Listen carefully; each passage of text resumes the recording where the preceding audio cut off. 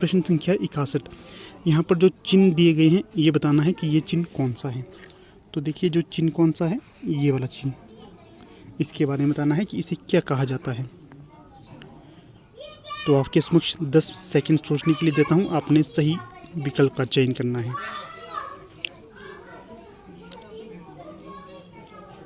तो यहाँ पर जो सही विकल्प हो जाएगा तो ये हो जाएगा विवरण चिन्ह, इन्हें कहा जाता है। विवरण से तात्पर्य है, मान लीजिए मैं कुछ बात कहना चाहता हूँ, पहले उदाहरण के लिए मैं आदिकाल की विशेषताएं कहता हूँ।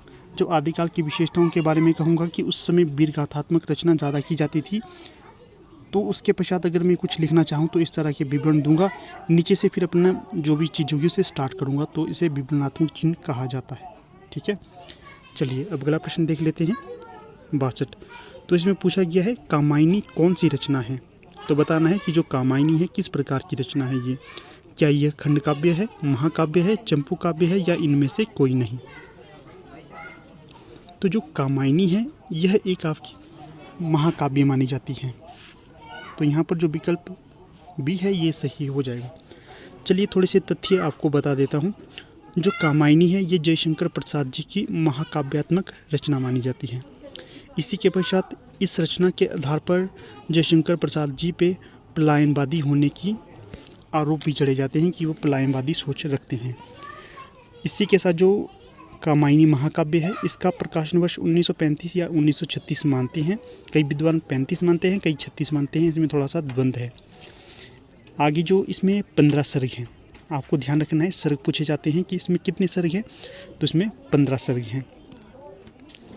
और जो श्रद्धा इस रचना की मुख्य पात्र है, मनु भी है, श्रद्धा भी है, ईरा भी है। चलिए अब अगला प्रश्न देख लेते हैं। 63। इसमें पूछा गया है जयद्रथ पद कौन सी रचना है। तो यहाँ पर भी बताना है क्या यह महाकाव्य है, खंड काव्य है, मुक्तक काव्य है या इनमें से कोई नहीं। तो जो जयद्रथ पद रचना है यह आपकी खंड काव्य हो जाएगी।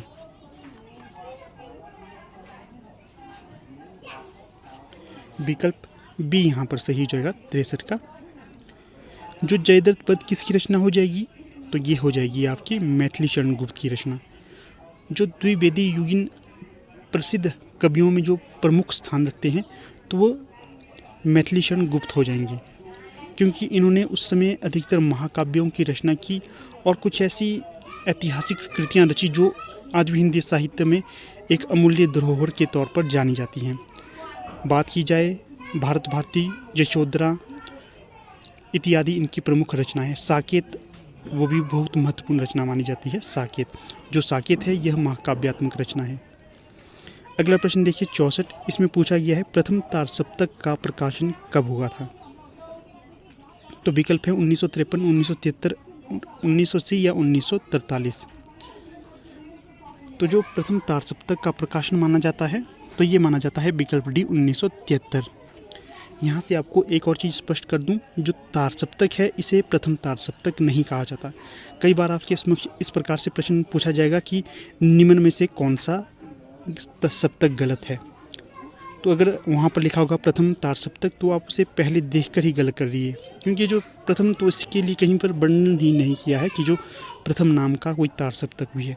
इसे कहा गया है तार सप्तक। जो तार सप्तक है इसका प्रकाशन वर्ष माना जाता है 1943। ध्यान रखिएगा।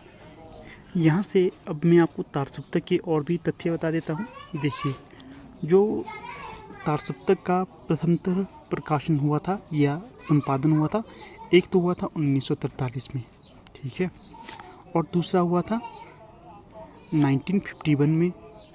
अगर हम तीसरे की बात करें 1959 में, और अगर हम चौथे की बात करें 1979 में। ये 4 इनके संपादन हुए थे और इन सभी का जो संपादक संभाला था ये अज्ञे जी द्वारा संभाला गया था। ठीक है, इसका ध्यान रखना, ये मोस्ट इम्पॉर्टेंट है। कई बार यहाँ से कंफ्यूज करने के लिए 1969 की तिथि भी डाल दी जाती है, तो कंफ्यूज हो जाते हैं स्टूडेंट्स क्या ये होगा या नहीं होगा। तो 1969 का कहीं भी जिक्र नहीं है। पहला 43, फिर 51, फिर 59, फिर 79, ये हो जाएंगे इसके प्रकाशन वर्ष के समय। इसके साथ जो तार सप्तक है 1943 वाला, इसके जो प्रमुख कवि हैं उनके बारे में भी बता देता हूँ। अज्ञे रामविलास शर्मा, गजानंद माधव मुक्तिबोध, प्रभाकर माचवे बलवंत, नेमीचंद्र जैन, गिरिजा कुमार माथुर, भारत भूषण अग्रवाल। ये इसके 7 प्रमुख कवि हैं। यहाँ पर आपके लिए एक प्रश्न छोड़ देता हूँ, आपने बताना है कि जो अज्ञेय है इनका जन्म कब और कहाँ हुआ था। चलिए अब अगला प्रश्न देख लेते हैं यहाँ पर। तो अगला प्रश्न है 65। मुक्तिबोध की किस रचना पर मध्य प्रदेश सरकार ने प्रतिबंध लगा दिया था। अच्छा प्रश्न है ये भी। तो जो मुक्तिबोध थे इनकी जो रचना थी आपकी भारत इतिहास और संस्कृति, इसके ऊपर मध्य प्रदेश सरकार ने प्रतिबंध लगा दिया था। इसका भी ध्यान रखना है आपने। इसी के साथ जो मुक्तिबोध है इनकी एक प्रसिद्ध रचना है अंधेरे में। ये बहुत ही प्रसिद्ध और लंबी कविता है इनकी, फैंटेसी पर आधारित है, इसका भी ध्यान रखिएगा। बाकी चांद का मुंह टेढ़ा, भूरी भूरी खाक दुलभरी, काट का सपना, ये भी इन्हीं की रचना है, इसका भी ध्यान रखना है। अगला प्रश्न देखिए 66। केदारनाथ सिंह को किस रचना पर साहित्य अकादमी पुरस्कार मिला था। तो ये मिला था अकाल में सारस। जो अकाल में सारस नामक रचना है इसी के लिए केदारनाथ सिंह को साहित्य अकादमी पुरस्कार से नवाजा गया था। बाकी कुदाल बाग बनता हुआ घर, ये भी इन्हीं की रचना है, इनका भी ध्यान रखना है आपने। अगर अभी तक आप हमारे टेलीग्राम चैनल के साथ नहीं जुड़े हैं तो आप उसके साथ जुड़ सकते हो, लिंक आपको डिस्क्रिप्शन बॉक्स में मिल जाएगा। अगला प्रश्न देखिए 67। सृजनात्मक कार्य के लिए भारत सरकार ने लीलाधर जगूड़ी को किस उपाधि से अलंकृत किया है। तो 67 का सही विकल्प क्या होगा। तो ये होगा पद्मश्री। जो लीलाधर जगूड़ी है ये इनका संबंध है उत्तराखंड से, याद रखना है। कई बार स्टेट भी पूछा जाता है कि किस कवि का संबंध किस स्टेट से है।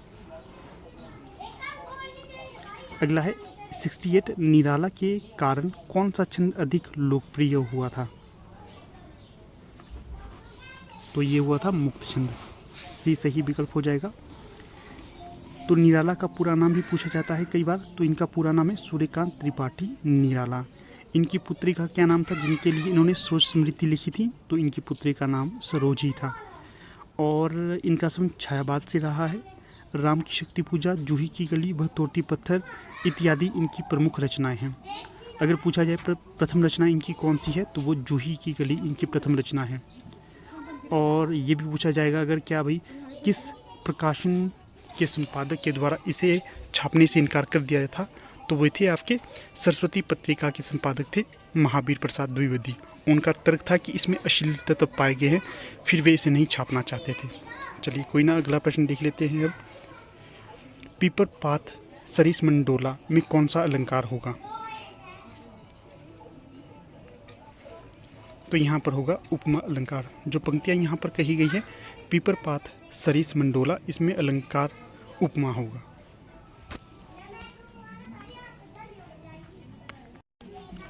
अगला प्रश्न देखिए अब 70। हिंदी की चिंदी निकालना का सही अर्थ क्या होगा। तो यहाँ पर जो सही विकल्प हो जाएगा तो वो हो जाएगा विकल्प 1, अधिक छानबीन करना। जो ए है सही विकल्प हो जाएगा। हिंदी की चिंदी निकालना, अधिक छानबीन करना, ये मुहावरे का अर्थ हो जाएगा यहाँ। अगला प्रश्न देखिए 71। हिंदी किस परिवार की भाषा है। इम्पॉर्टेंट प्रश्न है ये भी आपकी आगामी परीक्षा के लिए। तो 71 का यहाँ पर जो सही विकल्प हो जाएगा सामी। जो सामी परिवार की भाषा होगी हिंदी। यहाँ पर थोड़ा सा डाउट है, सामी नहीं हुई दोस्तों, तो ये होगा भारोपी परिवार की भाषा हिंदी मानी जाती है, भारोपी परिवार। अगला प्रश्न है 72। विद्यापति कृत कीर्तिलता की भाषा क्या होगी।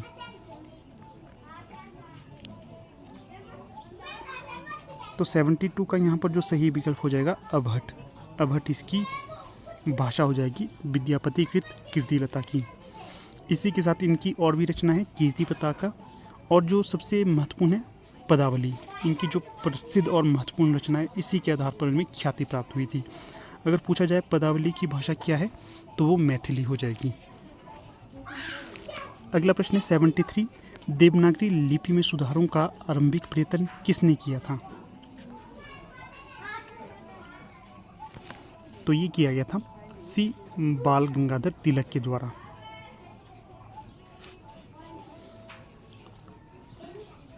अगला प्रश्न है 74, हिंदी का पहला समाचार पत्र कौन सा है?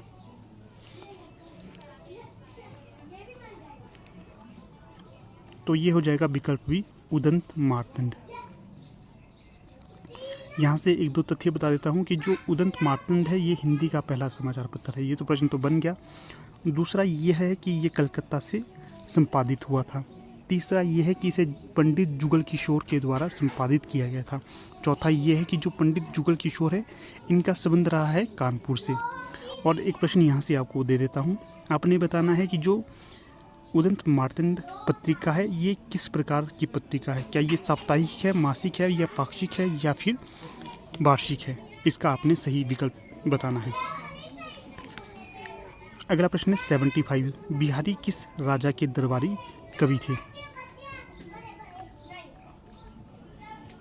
तो ये थे विकल्प ए, राजा जयसिंह की। जो बिहारी सतसई है इसकी भाषा है ब्रज, ध्यान रखना है। और ये साहित्यिक ब्रज है, ठीक है ना। ऐसा कहा जाता है जब राजा जयसिंह अत्यधिक भोग विलास में लिप्त हो चुके थे तो उस समय इनके साम्राज्य में अराजकता फैल गई थी। तो राजा जयसिंह को जगाने के लिए इन्होंने एक दोहा पढ़ा था, ठीक है ना। उससे ये जाग गए थे और काफ़ी प्रशंसा इन्होंने बाद में बिहारी की थी कि आपने मुझे सोए हुए से जगाया है। अगला प्रश्न देखिए 76, कबीर का शाब्दिक अर्थ क्या होता है? बहुत अच्छा प्रश्न है ये वाला भी। तो जो कबीर का शाब्दिक अर्थ निकलता है ये होता है महान, सी सही विकल्प हो जाएगा। अगर यहाँ पर नाम आ गया है कबीर का, अगर हम डिस्कस करते हैं कबीर को, तो जो कबीर का संबंध रहा है भक्ति काल से रहा है। भक्ति काल में किस संप्रदाय या शाखा से रहा है? तो ये रहा है आपके निर्गुण भक्ति काव्यधारा से कबीर का संबंध रहा है। निर्गुण भक्ति से तात्पर्य होता है ये निराकार ब्रह्म की उपासना करते हैं, अर्थात जिस ब्रह्म की या जिस भगवान का जन्म ही ना हुआ हो उसकी ये उपासना करते थे, निराकार ब्रह्म, तभी तो कहा गया है।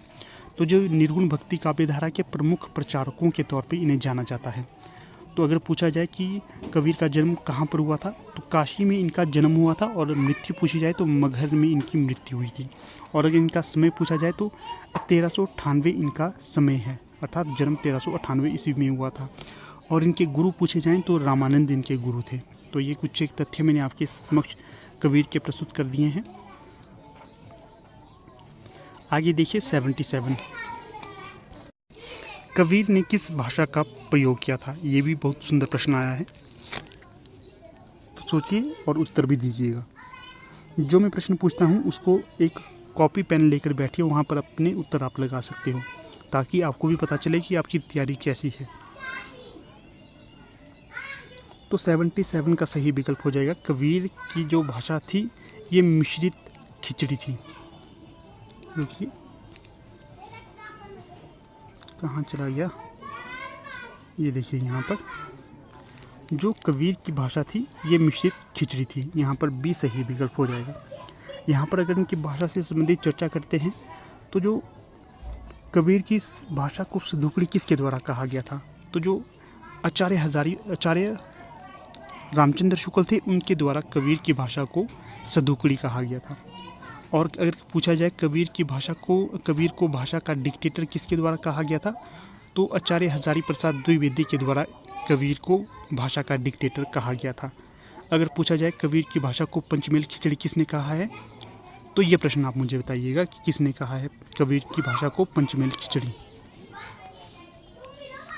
अगला प्रश्न देखिए अब 78, राजभाषा का सही अर्थ क्या होता है?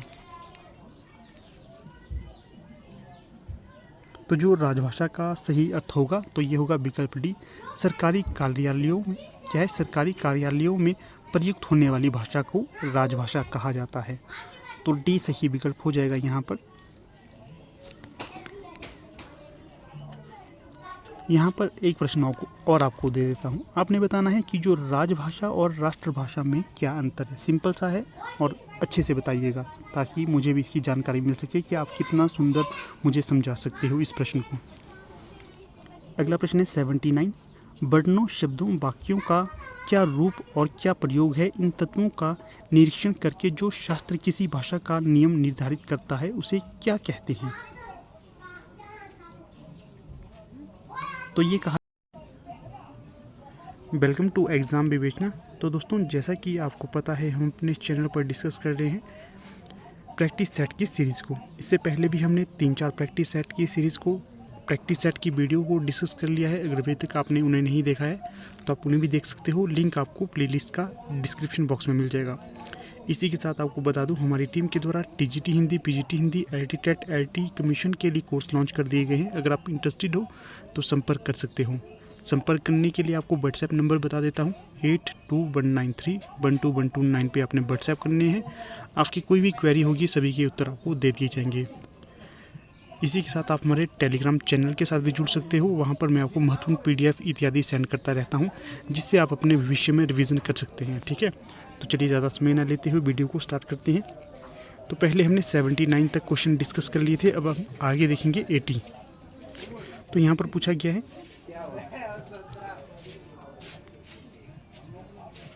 रुकिए 1 मिनट।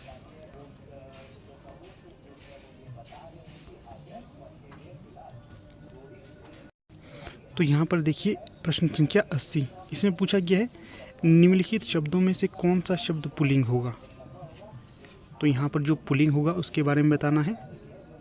तो जो बुढ़ापा है यहाँ पर विकल्प डी, ये पुल्लिंग हो जाएगा। बाकी दया, घटना और जड़ता ये तीनों ही स्त्रीलिंग हो जाएंगे। अगला प्रश्न देखिए 81। आपका पत्र मिला वाक्य में कौन सा कारक होगा। तो यहाँ पर जब आपको कोई पत्र मिल रहा है तो उसमें कारक बताना है, कौन सा कारक उसमें दिखाई दे रहा है। तो यहाँ पर जो संबंध कारक दिखाई दे रहा है, ठीक है, सी सही विकल्प हो जाएगा। अगला प्रश्न देखिए 82। निम्नलिखित में से कौन सा शब्द बहुवचन में प्रयुक्त होता है। तो सही विकल्प का चयन करना है आपने। तो जो प्राण है यहाँ पर, इसमें बहुवचन होगा। कहते हैं देखिए उनके प्राण जा रहे हैं, या देखिए उस पशु के प्राण जा रहे हैं। यहाँ पर बहुवचन एकदम से आ जाता है। बाकी शिशु, भक्ति और पुस्तक ये सभी आपके एक वचन होंगे। अगला है 83। वर्तमान काल के कितने भेद हैं। तो जो वर्तमान काल है इसके 3 भेद माने जाते हैं। विकल्प 1 यहाँ पर सही हो जाएगा। अगला है 84। य, र, ल, व किस प्रकार के व्यंजन हैं। पीछे मैंने इसको आपको बताया था। तो जो य, र, ल, व है ये अंतस्थ व्यंजन कहे जाते हैं। आपको ध्यान रखना है, य, र, ल, व ये व्यंजन तो हैं, अंतस्थ व्यंजन हैं। कई बार ये भी पूछा जाता है कि इनमें से कौन सा अंतस्थ व्यंजन नहीं है। यहाँ पर आपके 4 विकल्प दिए जाएंगे। इनमें से एक नहीं डाला जाएगा, बाकी सभी डाले जाएंगे। अगला प्रश्न है 85। इनमें से कौन सा शब्द पर्यायवाची नहीं है। तो सही विकल्प हो जाएगा यहाँ पर जो अनिल है ये पर्यायवाची नहीं होगा। बाकी पावक, अनल और आग ये तीनों ही एक दूसरे के पर्यायवाची होंगे सिवाय बी के। आगे देखिए, आगे है यायावर का विलोम शब्द कौन सा होगा। तो सही विकल्प यहाँ पर 86 का हो जाएगा स्थिर। जो यायावर का विलोम होगा वो स्थिर होगा। अगला प्रश्न देखिए 87। तो इसमें पूछा गया है रात्रि में विचरण करने वाले के लिए एक शब्द कौन सा होगा।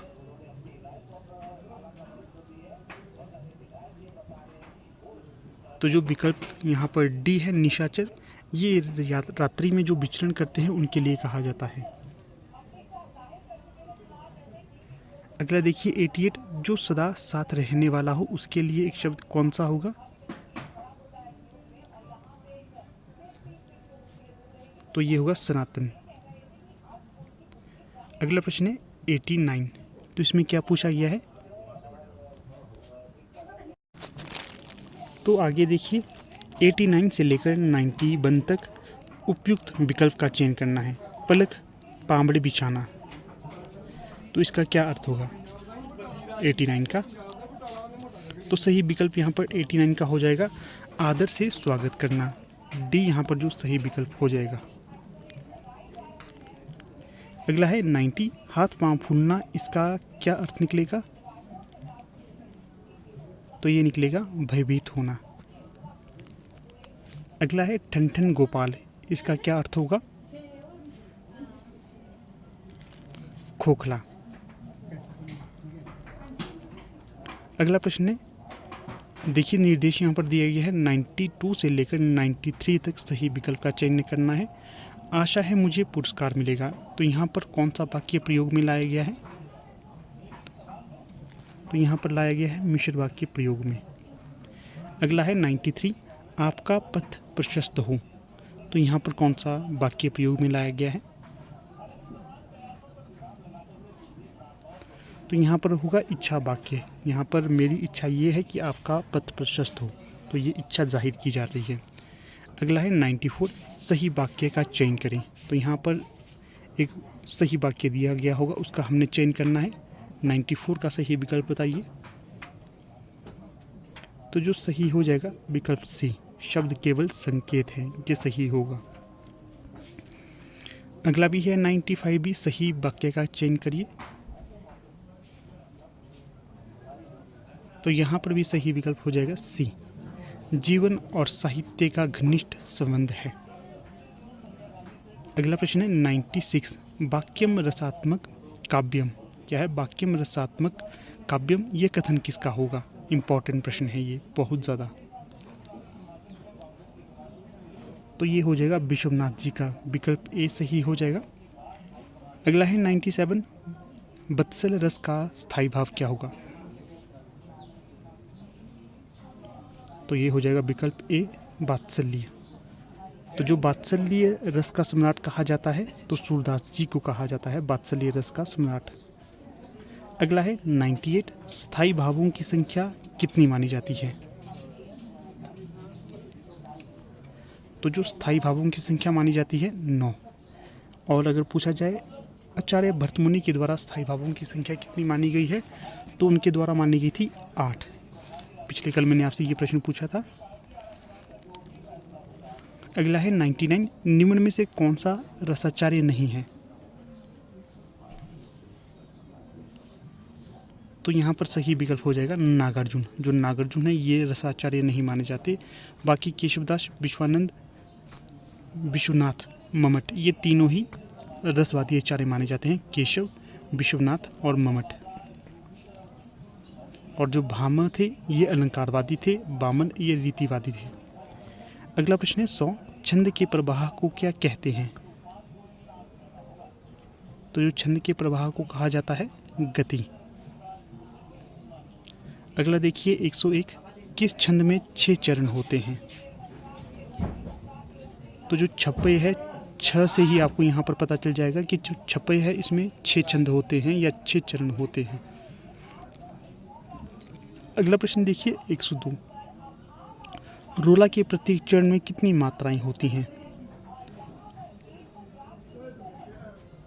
तो सही विकल्प यहाँ पर हो जाएगा 24। रोला के प्रत्येक चरण में 24 मात्राएं होती हैं।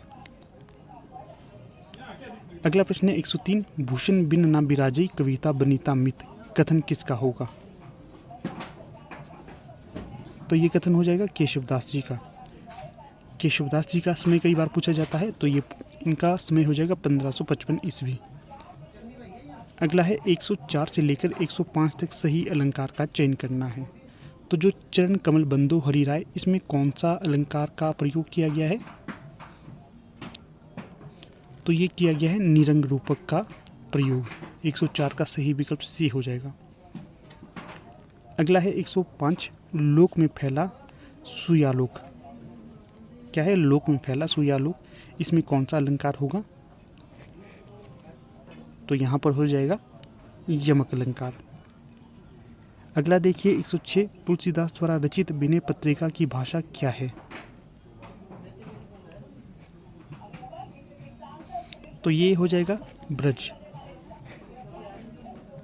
इसी के साथ ये भी पूछा जाता है कि जो तुलसीदास द्वारा रचित मानस है इसकी भाषा क्या होगी, तो ये अवधि हो जाएगी। अगला प्रश्न है यहाँ पर, कबीर को वाणी का डिक्टेटर किसके द्वारा कहा गया है, तो ये कहा गया है हजारी प्रसाद द्विवेदी के द्वारा। बी सही विकल्प हो जाएगा। आगे है, केवल 3 कहानियाँ लिखकर प्रसिद्ध होने वाले हिमाचली कथा लेखक कौन थे। तो देखिए कितनी गर्व की बात है कि जो हिमाचली कथा लेखक भी थे उनने सिर्फ 3 ही कहानी लिखी थी और वे हिंदी साहित्य जगत में अमर हो गए हैं। तो सही विकल्प यहाँ पर हो जाएगा चंद्रधर शर्मा गुलेरी।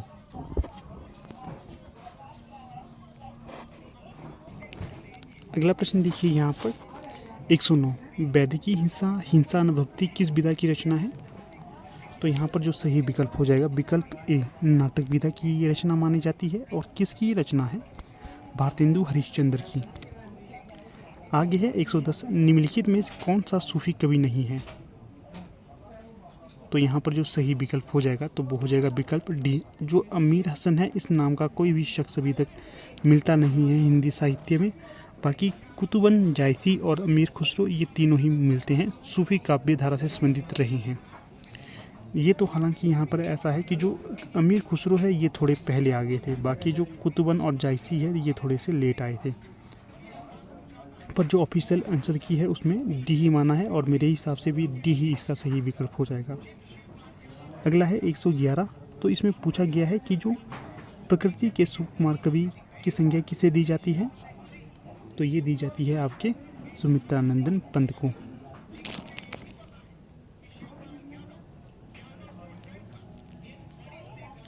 अगला प्रश्न देखिए 112, तार सप्तक की स्थापना किसने की थी।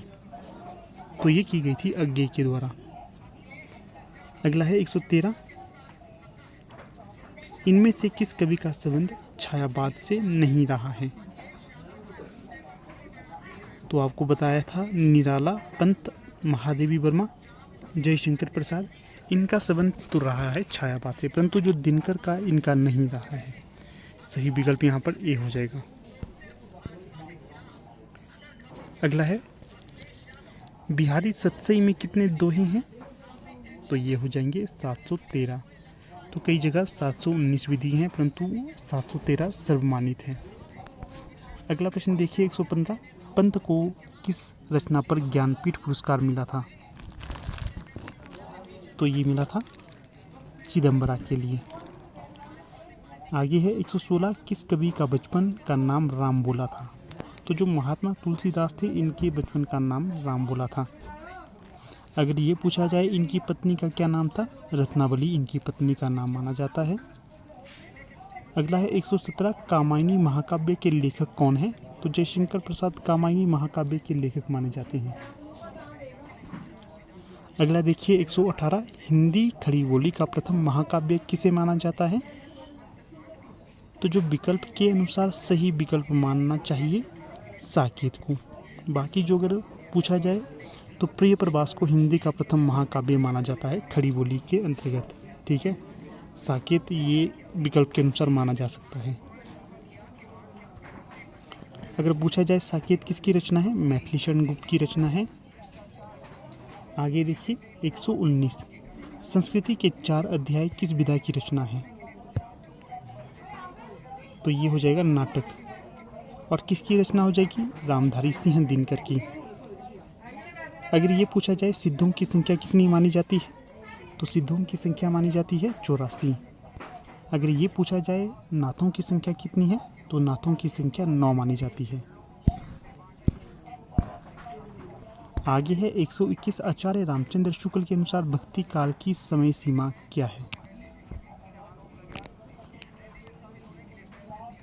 तो सही विकल्प यहाँ पर हो जाएगा 121 का 1300 ईस्वी से लेकर 1701 ईस्वी। जो आदिकाल का समय इन्होंने माना है आचार्य रामचंद्र शुक्ल ने, संवत विक्रम संवत में मैं बताऊंगा आपको। तो ये माना है 1050 से लेकर 1375 तक, और जो भक्ति काल का 1375 से 1700 तक, और जो रीतिकाल का वो 1700 से लेकर 1900 तक, और जो आधुनिक समय इसका मानना है इन्होंने 1900 से लेकर अब तक, ठीक है, इसका भी ध्यान रखिएगा।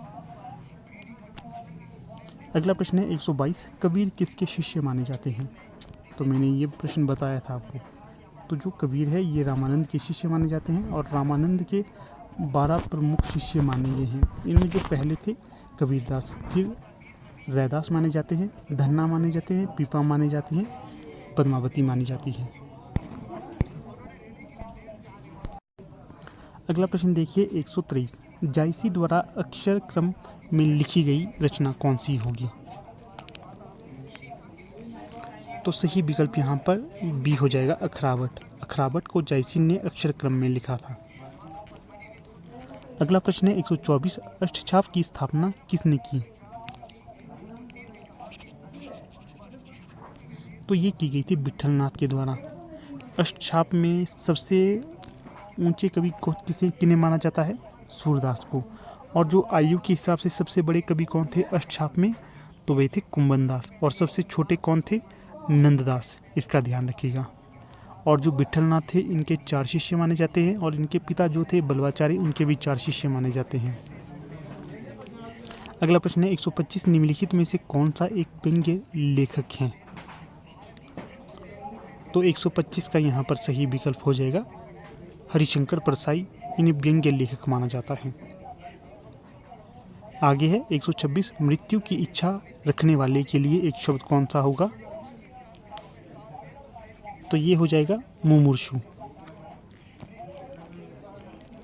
अगला प्रश्न देखिए 127, इनमें से किस कवि का संबंध द्विवेदी युग से है? तो जो मैथिली शरण गुप्त थे इनका संबंध रहा है द्विवेदी युग से। मैंने बताया है आपको, पूरा डिस्क्राइब किया है इस चीज़ के बारे में। आगे है 128, शेखर एक जीवनी किस विधा की रचना है? तो ये हो जाएगी उपन्यास विधा की रचना। और कौन है इस उपन्यास के रचनाकार? अज्ञेय जी। और इसका जो ये 2 भागों में विभाजित है शेखर एक जीवनी। इस उपन्यास का नायक है शेखर और जो सहायता करते हैं उसमें सरस्वती आती है, शशि आती है, इत्यादि इत्यादि। अगला प्रश्न देखिए 129, वात्सल्य रस के सम्राट किस कवि को कहा जाता है? अभी पीछे मैंने इसका उत्तर आपको बताया था।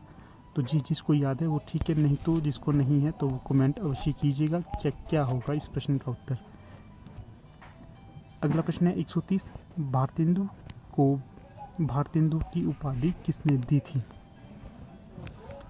तो 130 का यहाँ पर सही विकल्प हो जाएगा काशी के तत्कालीन विद्वानों या लेखकों के द्वारा भारतेंदु को भारतेंदु की उपाधि दी थी। ये क्यों दी थी?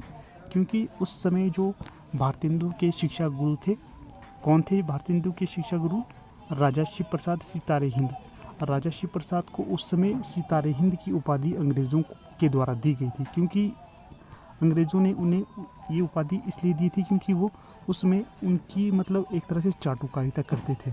और जो भारतेंदु हरिश्चंद्र थे ये निष्पक्ष और सुदृढ़ लेखक थे और ये हिंदी को अधिक महत्व देने वाले विद्वान थे। तो जो इसकी जब भारतीय जो अपने राजा शिव प्रसाद सितारे हिंद थे, जब उन्हें सितारे हिंद की उपाधि दी, उसी के विरोध में भारतीय लेखकों के द्वारा उस समय काशी के विद्वानों द्वारा भारतेंदु को भारतेंदु की उपाधि से नवाजा गया था। इसका भी ध्यान रखना आपने, ठीक है ना। चली आती हुई गीत काव्य परंपरा का भले ही वो मौखिक हो विकास प्रतीत होता है। उक्त स्थापना किसकी है? तो बताना है ये कथन किसका है। आपको सोचने के लिए 10 सेकंड देता हूँ। तो यहाँ पर जो सही विकल्प हो जाएगा तो वो हो जाएगा विकल्प ए, रामचंद्र शुक्ल जी के द्वारा ये कथन सूरसागर के लिए कहा गया था। ठीक है, चलिए अगला प्रश्न देख लेते हैं। अगला प्रश्न है 2। यहाँ पर आपको बता देता हूँ, जो आचार्य सूरदास जी थे इनके द्वारा जो पृथ्वीराज चौहान को अपना वंशज भी बताया गया है। ठीक है ना, इसका भी ध्यान रखना है आपने। प्रश्न है 2। चौपाई दोहे का सबसे पुराना प्रयोग शायद यही है। जो कुछ पुराना साहित्य उपलब्ध है उससे लगता है कि पूर्वी प्रदेश के बौद्ध सिद्धों ने ही इस शैली में लिखना शुरू किया था। सरहप्पा विषयक ये कथन किसका होगा? मोस्ट इम्पॉर्टेंट कथन है ये भी। तो यहाँ पर जो सही विकल्प हो जाएगा तो वो हो जाएगा विकल्प 4, हजारी प्रसाद द्विवेदी जी द्वारा ये कथन सरहप्पा के विषय में कहा गया था। तो यहाँ पर आपको सरहप्पा से संबंधित कुछ तथ्य बता देता हूँ। जो सरहप्पा है ये 84 सिद्धों में गिने जाते हैं, या ये कह सकते हैं कि सरहप्पा 84 सिद्धों में सबसे पहले माने जाते हैं, सबसे विद्वान भी हैं। और अगर पूछा जाए नाथों की संख्या कितनी है, तो नाथों की संख्या 9 है। सरहप्पा की अगर बात करें तो इनके द्वारा दोहा-कोश नामक एक ग्रंथ का निर्माण किया गया था। ये कह सकते हैं कि जो इसे पहला पुस्तक इसलिए नहीं माना जाता क्योंकि इनके जो दोहा-कोश में संकलित पद हैं ये अलग अलग जगह प्रस्तुत होते हैं, एक स्वतंत्र पुस्तक के तौर पर ये नहीं मानी जाती। चलिए पहली पुस्तक की यहाँ पर चर्चा होने लगी, तो बताइए हिंदी साहित्य की पहली स्वतंत्र पुस्तक किसे माना जाता है। रचनाकार का नाम भी चलो बेशक मैं बता देता हूँ, उनका नाम है देवसेन। तो पुस्तक का नाम आपने बताना है, ठीक है। अगला प्रश्न है 3 सुमेलित नहीं है, तो आपने बताना है कि जो दिए गए विकल्प हैं इनमें से कौन सा सुमेलित नहीं है। तो पहला जो यहाँ पर है चंदन वाला रास आस्कू की रचना हो जाएगी, ठीक है। स्थूलीभद्र रास विजय सेन सूरी की रचना हो जाएगी, तो ये गलत हो जाएगा। जो स्थूलीभद्र रास है ये विजय सेन सूरी की रचना नहीं होगी। बाकी जो उक्ति व्यक्ति प्रकरण है ये दामोदर पंडित की रचना है, बिल्कुल सही है। बर्ण रत्नाकर ज्योतिश्वर ठाकुर की रचना है, तो ये भी सही हो जाएगा। जो विकल्प 2 है ये ही सही नहीं होगा, बाकी तीनों ही विकल्प सही हो जाएंगे। अगला प्रश्न देखिए 4, आचार्य रामचंद्र शुक्ल की दृष्टि से कौन सा कथन सही नहीं है। तो जो कथन 1 है, अखरावट में वर्णमाला के एक एक अक्षर को लेकर सिद्धांत संबंधी चौपाइयाँ कही गई हैं। तो रामचंद्र शुक्ल के अनुसार क्या ये सही है? हाँ जी, बिल्कुल सही है। अगला है आखिरी कलाम में कयामत का वर्णन है, तो ये भी सही होगा। आगे है पद्मावत में प्रेम गाथा की परंपरा पूर्ण प्रौढ़ता को प्राप्त मिलती है, तो ये भी सही हो जाएगा। और जो विकल्प 4 है, तो ये जो पद्मावत पूर्णतः ऐतिहासिक तथ्यों पर आधारित है, तो ये गलत हो जाएगा।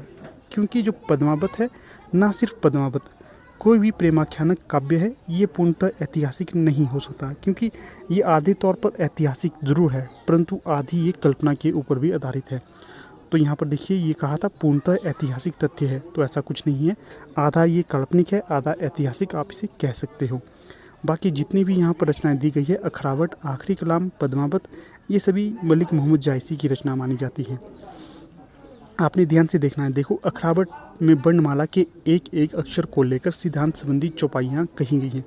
देखिए 4 यहाँ पर विकल्प दिए गए हैं, 4 ही यहाँ से आपके प्रश्न भी निकलते हैं, इसलिए मैं आपके समक्ष इस वीडियो को लाया हूँ। देखने को तो डिफ़िकल्ट लगेंगे पर यहाँ से आपके इतने प्रश्न निकलेंगे जो आपको साधारण क्वेश्चन पेपर में देखने के लिए नहीं मिलते हैं। तो इस तरह के क्वेश्चन पेपर आप सॉल्व कीजिए ज़्यादा से ज़्यादा, तभी आपको इसका लाभ मिलेगा, ठीक है। चलिए अगला प्रश्न देख लेते हैं 5। तो पूछा गया है मंजनकृत मधुमालती के विषय में कौन सा तथ्य सही नहीं है। तो तथ्य देख लेते हैं, विकल्प देख लेते हैं। विकल्प 1 है इसकी कथा पूर्ण रूप से ऐतिहासिक है। दूसरा विकल्प है इसमें भारतीय काव्य रूढ़ियों का प्रयोग किया गया है। तीसरा विकल्प है अन्य सूफी काव्यों के समान ही इसमें भी प्रेम को ही सब कुछ माना गया है। और अंतिम है इसमें 5 अर्धाली चौपाइयों के बाद दोहे का प्रयोग किया गया है। तो बताइएगा कौन सा यहाँ पर असंगत तथ्य होगा। तो पीछे अभी मैंने आपको इसकी जानकारी दी थी कि जो इसकी कथा पूर्ण रूप से ऐतिहासिक है, तो ये गलत हो जाएगा। बताया था ना आपको कि जो इसकी कथा ऐतिहासिक नहीं हो सकती, क्योंकि ये आधी कल्पना के आधार पर है और आधी ऐतिहासिक आप कह सकते हैं। तो ये आधी कल्पना पर है और आधी ऐतिहासिक है। तो जो विकल्प 1 यहाँ पर गलत हो जाएगा। जो मंजनकृत मधुमालती है इसके और जो तथ्य देख लेते हैं। पहला तो ये होगा कि ये अर्ध ऐतिहासिक है, एक विशेषता इसकी ये होगी। दूसरी विशेषता इसमें भारतीय काव्य रूढ़ियों का प्रयोग किया गया है, बिल्कुल सही, दूसरा ये विशेषता हो गई। तीसरी विशेषता अन्य सूफी काव्यों के समान ही इसमें भी प्रेम को ही सब कुछ माना गया है, बिल्कुल सही। और चौथा है इसमें 5 अर्धाली चौपाइयों के बाद दोहे का प्रयोग किया गया है, तो ये इसकी चौथी विशेषता होगी। जो चौथी विशेषता है इसमें अपने ध्यान देना है कितनी अर्धाली या चौपाइयों के बाद दोहे का प्रयोग किया गया है। 5 अर्धाली या चौपाइयों के बाद दोहे का प्रयोग किया गया है। बहुत सुंदर प्रश्न है ये। अगला प्रश्न देखिए 6। कबीरदास ऐसे ही मिलन बिंदु पर खड़े थे जहाँ से एक ओर हिंदुत्व निकल जाता है और दूसरी ओर मुसलमानत्व। कबीर विषयक उक्त मान्यता किसकी होगी। तो सही विकल्प का चयन करना है आपने छठे प्रश्न का। तो यहाँ पर जो सही विकल्प हो जाएगा तो वो हो जाएगा हजारी प्रसाद द्विवेदी जी का ये कथन कबीर के लिए है। कबीर के लिए कहते हैं, कबीरदास ऐसे ही मिलन बिंदु पर खड़े थे जहाँ से एक ओर हिंदुत्व निकलता है और दूसरी ओर से मुसलमानत्व। तो ये हजारी प्रसाद द्विवेदी का कथन हो जाएगा। यहाँ से आपको और तथ्य बता देता हूँ, जो आचार्य रामचंद्र शुक्ल है उन्होंने कबीरदास के प्रति अच्छा रुख नहीं अपनाया है, या ये कह सकते हैं कि जो कबीरदास की उन्होंने जो आलोचना की थी निरपेक्ष भाव से नहीं की थी। ये जो इसलिए नहीं की थी क्योंकि हो सकता है जो तुलसीदास को ये महान बतलाना चाहते थे, इसलिए इन्होंने तुलसीदास को महत्व दिया और कबीरदास को उतना महत्व नहीं दिया। अगर बात निकले कि कबीरदास को किसने अधिक महत्व दिया था आलोचना के क्षेत्र में, तो ये दिया था हजारी प्रसाद द्विवेदी जी द्वारा। इनका कबीरदास के ऊपर अत्यधिक विशेष तौर का शोध किया गया है। अगर कभी आपको समय लगे, अगर एनटीए नेट की तैयारी कर रहा हो, कोई हायर लेवल की तैयारी कर रहा हो, तो जो हजारी प्रसाद द्विवेदी जी की रचना है हिंदी साहित्य का आदिकाल, बहुत ही सुंदर और बहुत ही प्रामाणिक पुस्तक है। आप उसे अवश्य पढ़ना, काफ़ी तथ्य आपको वहाँ से मिल जाएंगे। अगर बात निकल गई हजारी प्रसाद द्विवेदी की, तो देखिए कुटज, अशोक का फूल, ये इनके प्रसिद्ध निबंध माने जाते हैं। अगला प्रश्न है 7, हिंदी प्रेमाख्यानक काव्य परंपरा से संबंधित असंगत कथन कौन सा होगा। तो अभी हमने इसकी चर्चा की थी, फिर से ये प्रश्न आ गया, तो चलिए देख लेते हैं। विकल्प 1 है, निर्विवाद रूप से सभी प्रेमाख्यानक तत्सम शब्दावली प्रधान अवधी भाषा में रचित हैं। दूसरा विकल्प है, यह काव्य प्रबंधात्मक शैली में रचित हैं। और जो तीसरा विकल्प है, इसके पात्र मुख्यतः 2 श्रेणियों मानवीय और मानवेतर के हैं। और जो चौथा विकल्प हो गया, इन काव्यों की मूल भावना प्रेम है। तो यहाँ पर जो असंगत कथन होगा तो वो हो जाएगा विकल्प 1।